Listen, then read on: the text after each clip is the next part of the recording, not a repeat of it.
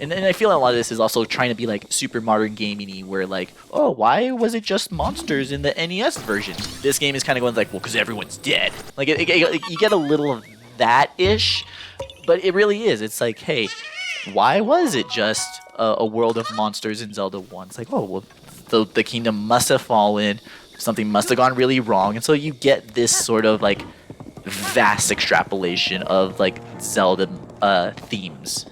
Oh yeah, I mean the other thing with that is that it's really good world building as a technique, because like you can do anything in terms of making a world when you're writing anything, but the best worlds are worlds which feel like there is a history there, even if you don't really discuss any of that history.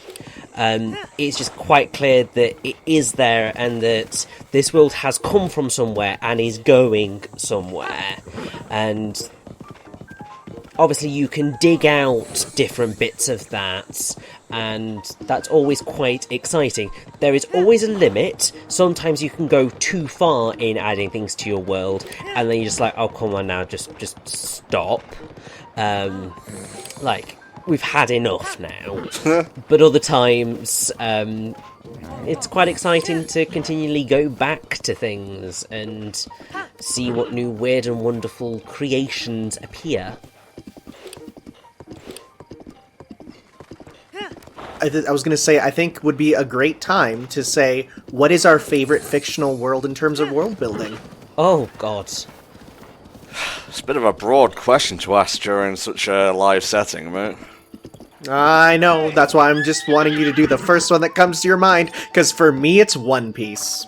Oh, I might have to agree. Just to make it easy, I might have to just agree. Hi. I mean, the one that my brain probably goes to first is Middle-earth. Yeah, that's a big one. And it's solid. It's a rock solid world. Everyone has a role. Everyone's role like is defined. Like it's a very solid world. And I would say probably the other one, and it's mostly because there's a TV series adaptation of it going on right now. Would be Philip Pullman's worlds in his Dark Materials.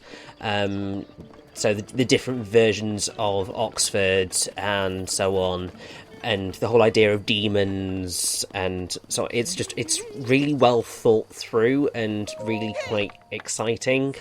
And I think I'm actually getting a lovely illustrated collection of his Dark Materials for Christmas/birthday, and I can't wait to sort of reread through those, because they're great. Also, I believe I'm getting the increasingly inaccurately named Hitchhiker's Trilogy in 5 parts, illustrated copies as well. Basically, I was just like, parents, family, Folio Society, those books, please, I loves them. And that's basically... well, yeah. Obviously, we are not sponsored. We are not sponsored by the Folio Society. I just love them and their books.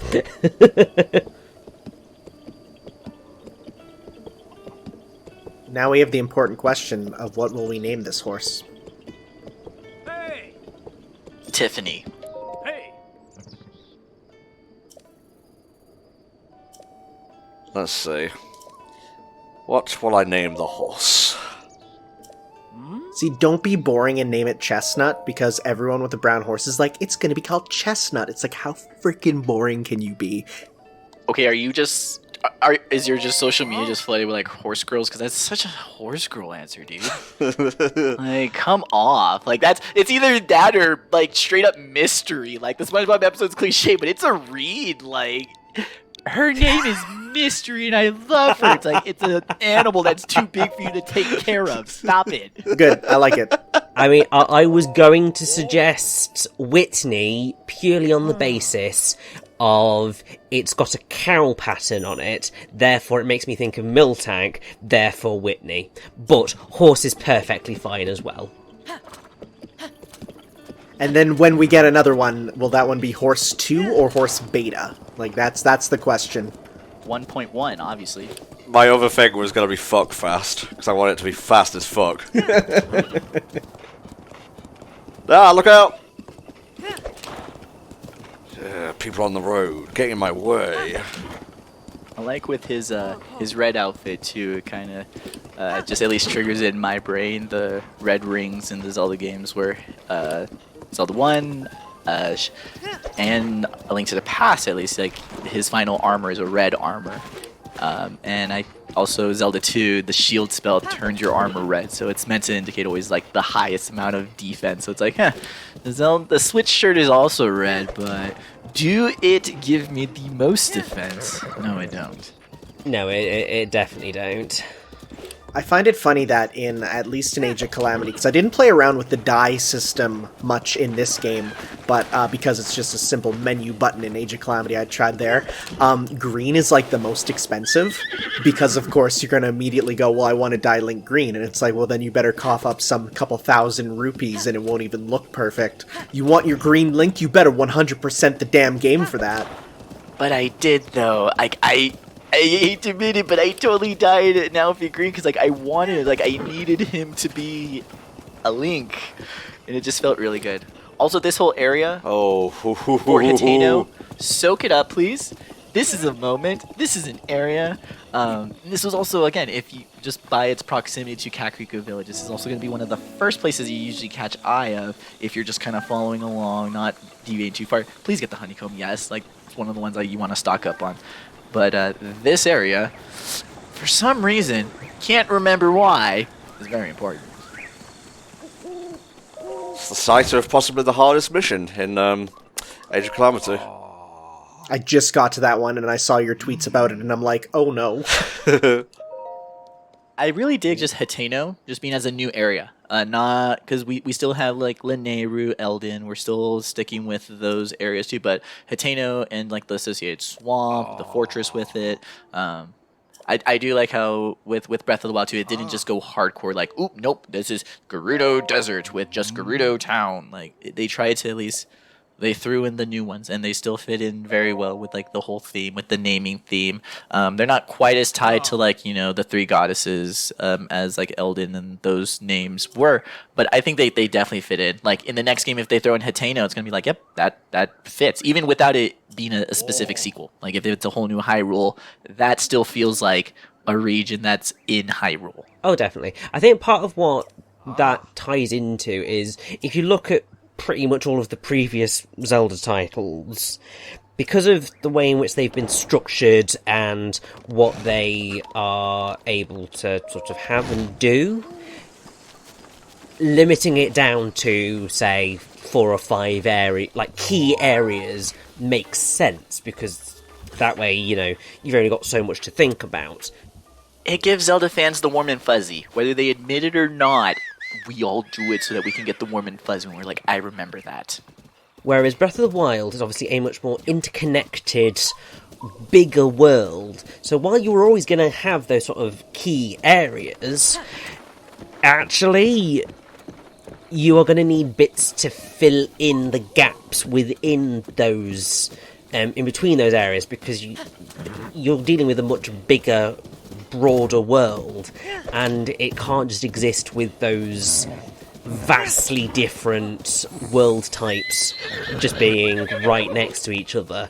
It's not how the world works. I mean, Breath of the Wild anyway, considering the fact that you've still got an active volcano pretty much right next to a torrential downpour area, would not occur.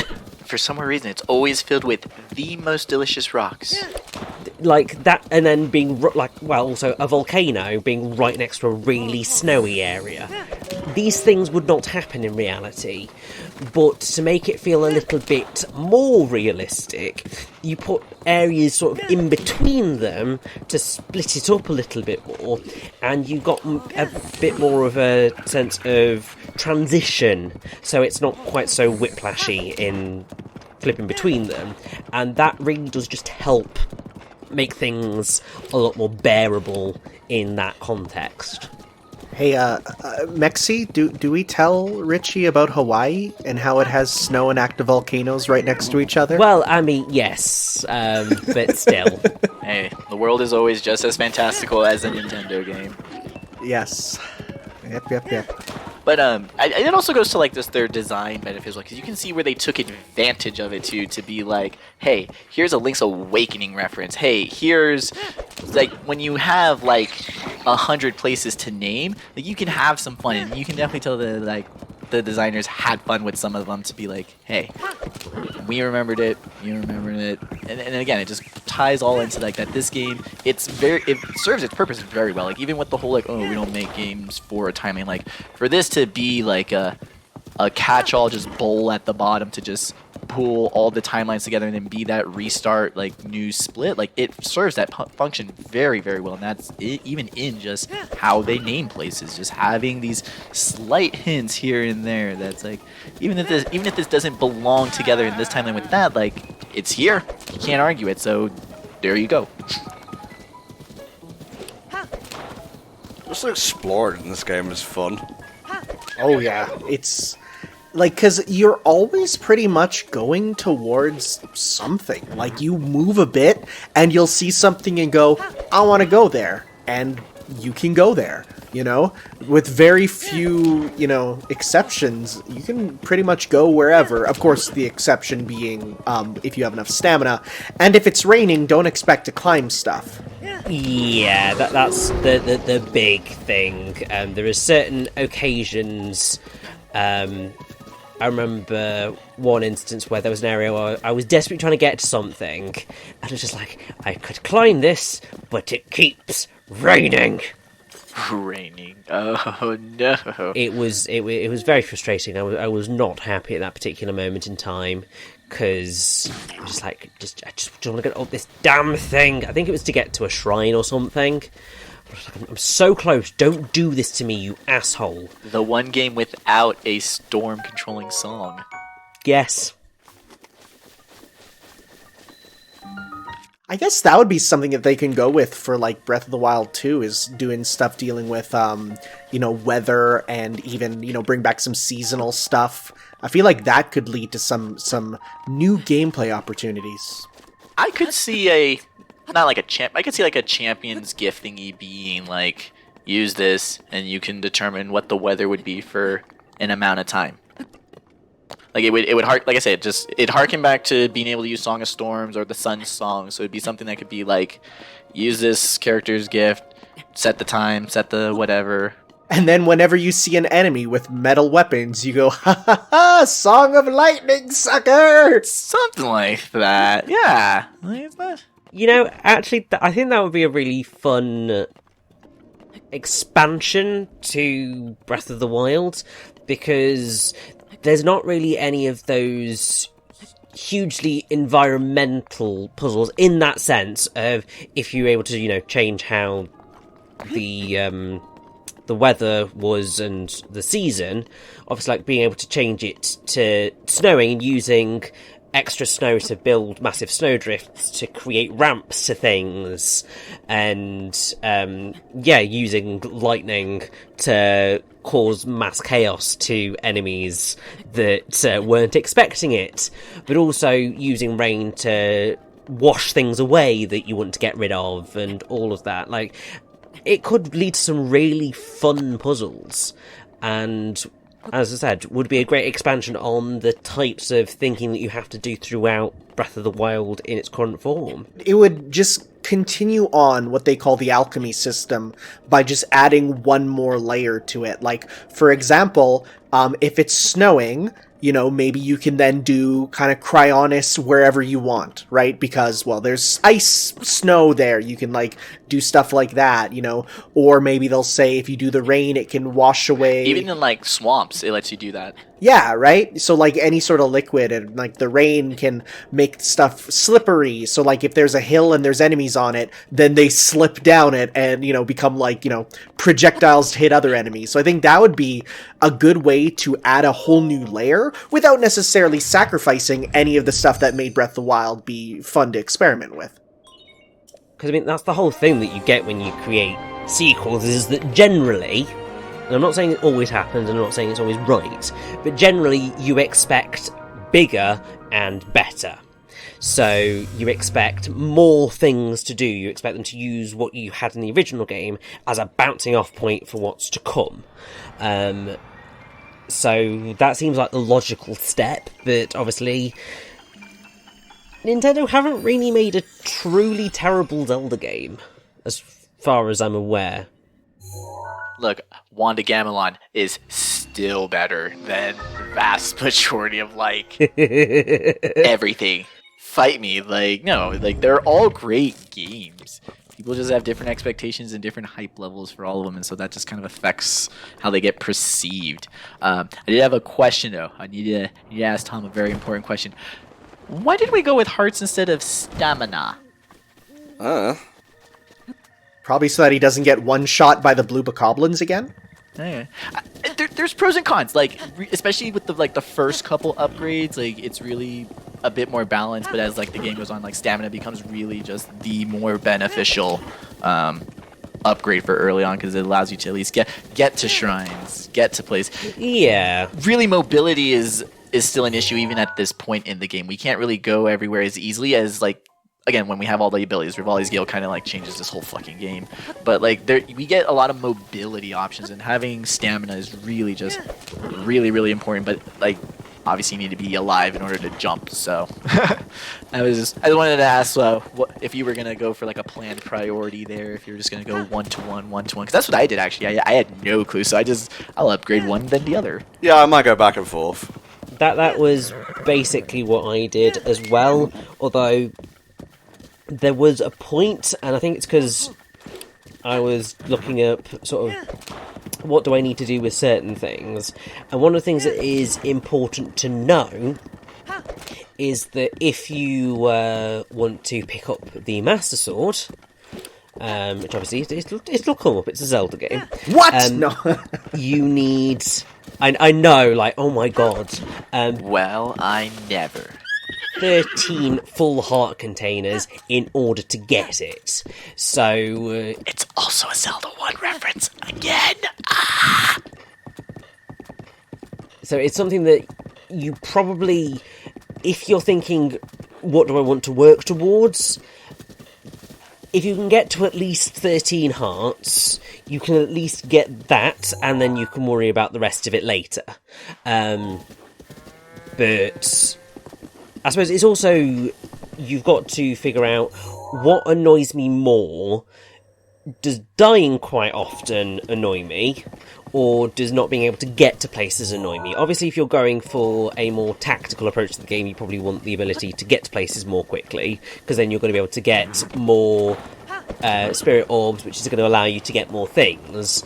But then if you are struggling with things and enemies keep killing you, then maybe, push it more towards the hearts until you're starting to feel a bit more comfortable, and then start putting it into the stamina. And it's nice to have that freedom of approach.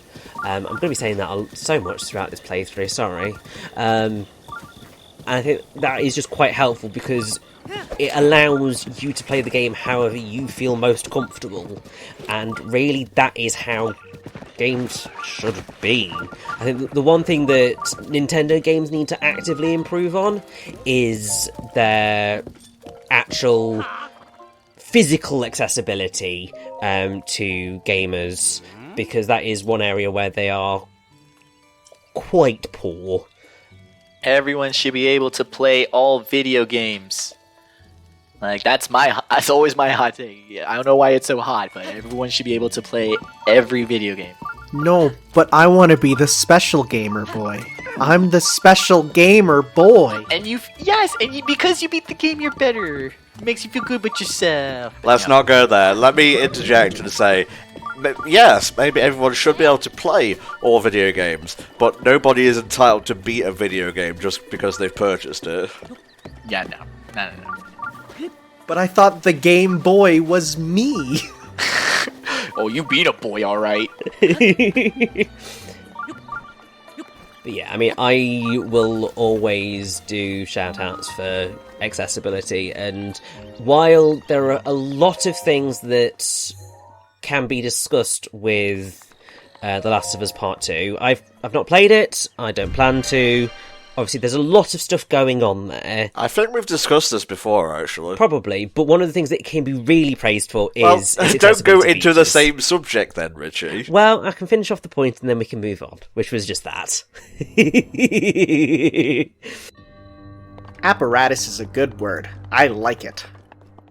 it's this. Oh no. Oh no. Well, you know what, Tom? At least you're using a portable controller and you're not playing this, handheld style, because otherwise, get used to laying down on your back. I like the idea of these puzzles, but, it's one of those things, they're always so annoying. This feels easier than with a Joy-Con. Maybe. I don't know. I actually, because you're using... What controller are you actually using for this? Cheating. That's what I'm doing. Fuck. But it's not the official... Is it the official Pro controller? It's the 8-bit Do one, mate. So the interesting thing is, like, different controllers will have different gyros. So, the Joy-Cons use 2 gyros to kind of determine it. And in my view, I find the Joy-Con gyro is not as good. And I think that it being 2 sensors makes it be a little more tough to control. But it's HD! You're double... Because triangulating is with 3 points. So you're bilangulating, I think, which of course leads to it being a bit more difficult. Versus a single, gyro, it knows exactly where it is. So it's sort of like why I feel the motion controls in Twilight Princess Wii are better than the ones in Skyward Sword. Because by being less realistic, they're easier. Why couldn't I do this with sticks? Why couldn't we just do this with Gamer Juice? I think if you cancel out, it resets it so that you can just start by flipping. Oh my god! Oh, hey! Proest of strats! That works! I can't fucking believe it. Breath of the Wild, the game where literally anything works. Shut their mouths up. Although, if you want to go get the chest, you are going to have to reset the damn thing. And you want to aim it just slightly down so that you can climb in there pretty easily. Yeah, like that should be good. That should be good. And watch it not be and make me feel like a huge asshole. It's gonna be great. It's all on you, Tanner. It's all on you. Oh boy, here we go. Oh no. Oh no. Oh no, please. Oh, it's gonna be tight. Hey! Oh, I don't have to feel bad. It's usually what they say about an asshole. God damn it, Maxie. God damn it. Nice. Climb and pick it up. Nice, nice, nice. Damn it. Yeah, it was annoying about bow inventory. What were like the first things you guys upgraded inventory-wise? Like, I wish probably should have talked about that at the Deku, but Weapons, mate. Weapons. Yeah, I think I was weapons as well. Because most of the time, you are going to be using swords and other handed weapons. The bows and the shields, obviously there is use to them and you will need them, but they're kind of neither here nor there in standard combat. Also, you always have a ranged weapon, being bombs. You never run out of them, so if you need to be creative with bombs, you can be, versus if you have no hand-to-hand stuff, I mean, you could still use bombs for close-range combat, but it's a lot easier to just have, a stick to whack with. I think I also... It was maybe just kind of the way I played shields. I, needed shields a lot. But I was also always trying to work on learning to parry, and it took literally till the end of the game to just, eventually, get a parry off of, Guardian Beams. But, yeah, no. It ripped to all the shields who got me here. There were countless of you.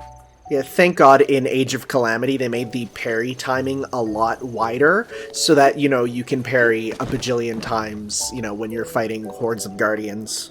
Yeah, also, the block does a reasonable job of protecting you, whereas it does not in this game. Don't mind me, I'm just climbing over everything in Hateno here.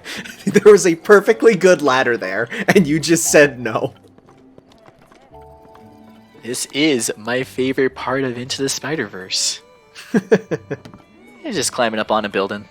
Spider-Man invented climbing.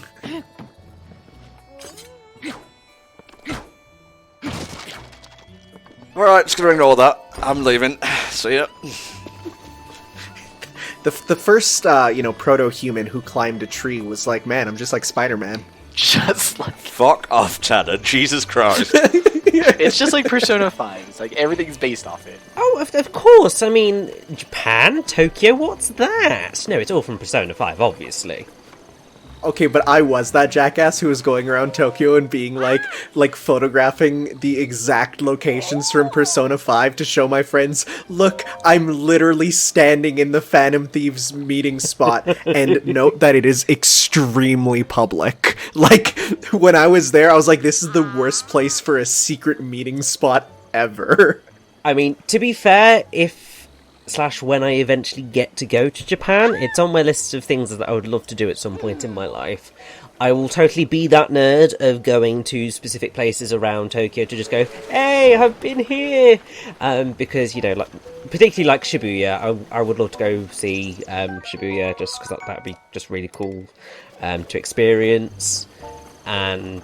Well, like, the best thing that happened when I was there was we got to go to the Nakano Broadway, and that is the hub of when you play Digimon Story Cyber Sleuth. Like, that is your hub town, basically. And so when we went there, I was literally telling people, hey, I know where everything is. And they're like, how? And I'm like, I played a video game set here, and the layout is still one-to-one the same. And it was so cool. It's ridiculous when you think about it, that sometimes we learn these things from a medium that generally is not looked upon very favourably as a tool For orienteering? for anything other than entertainment, but there's a lot of educational value in video games. I mean, I would not have decided randomly, you know what, I'm going to read Dante's Divine Comedy if it were not for Bayonetta and its use of the sort of things from the Divine Comedy and obviously Devil May Cry and stuff. So that actually led me to a kind of proper literary thing, and it's just these types of things that happen. Sometimes you do learn a lot of stuff that you didn't realise you're learning from video games.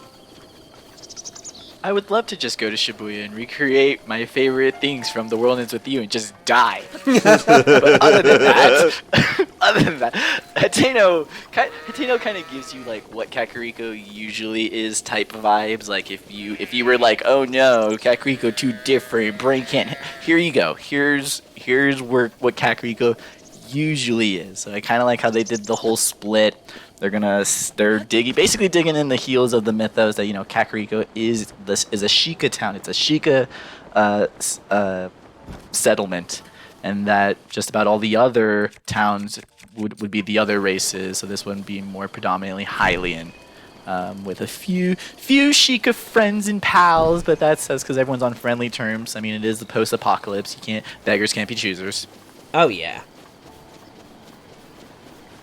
So this is a fun little side quest here where essentially you need to bring up a flame from the bottom of the mountain to the top.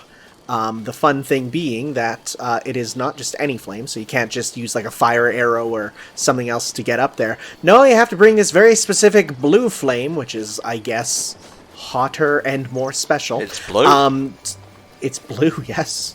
Better color coordination.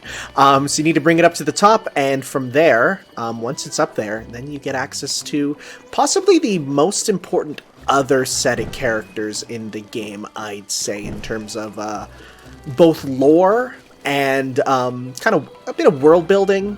The ones that you'll come back to a couple times. I mean, they have some important items for sure as you continue, so we'll get to go see them.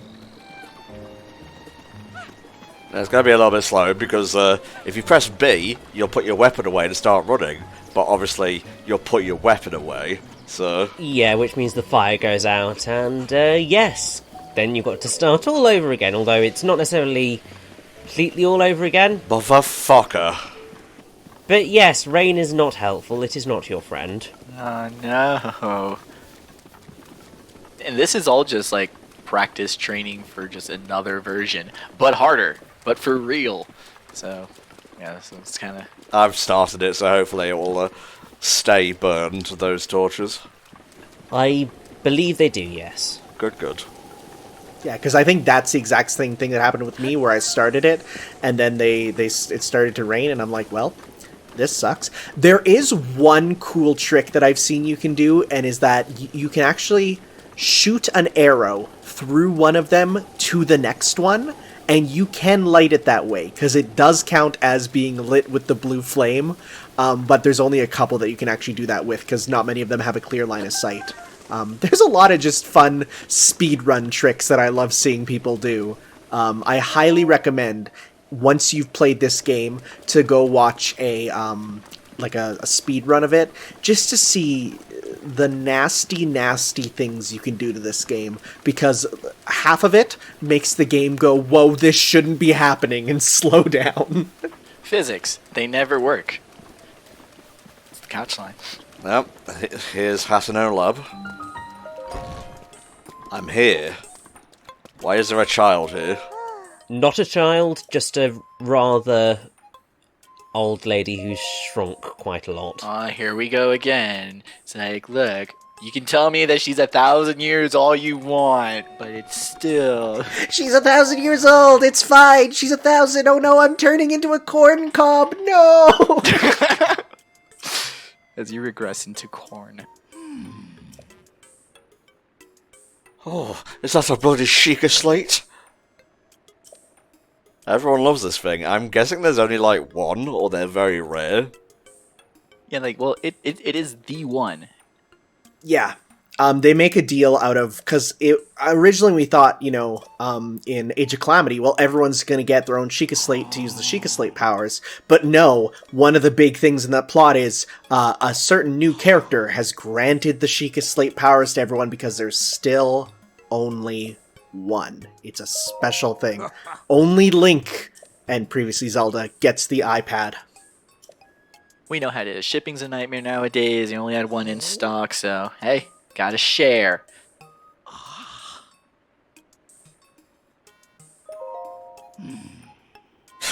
think we just got bamboozled. Oh, bloody hell. It was her all along. Look at her over there.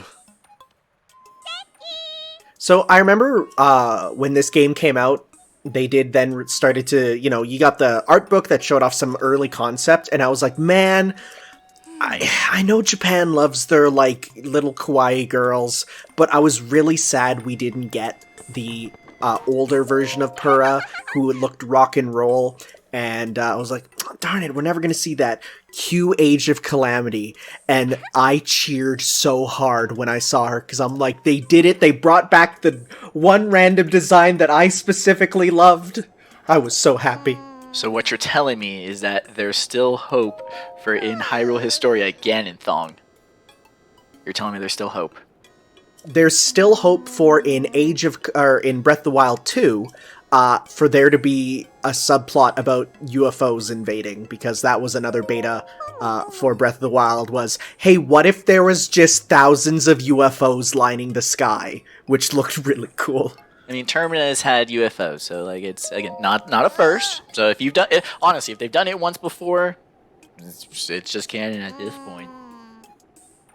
I'm honestly kind of thinking, I'm sure they must have had some sort of alien idea within Zelda 1 2. I mean, the fact that, to me, the whole concept, even if it's probably not true, but the whole idea that at some point some people might have thought pieces of the Triforce were a microchip and and all stuff, yeah, you can read all kinds of things. It basically becomes a Kubrick film.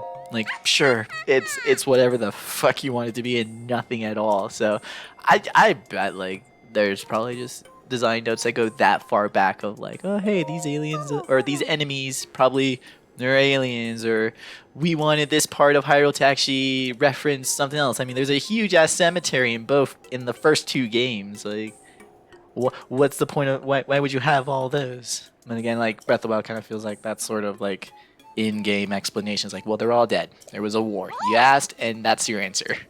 Huh. I thought this was optional, but I guess it's mandatory. It is.